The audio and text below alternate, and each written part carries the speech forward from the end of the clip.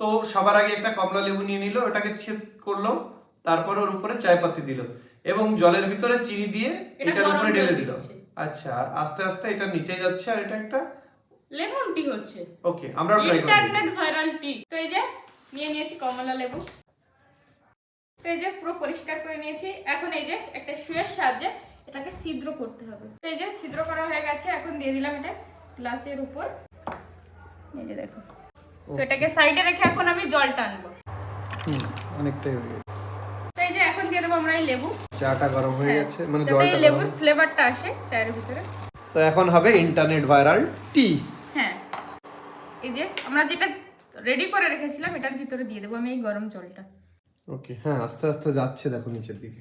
তো এই যে এটা হয়ে গেছে অলরেডি ফাইনালি। আমাদের চা হয়ে গেছে।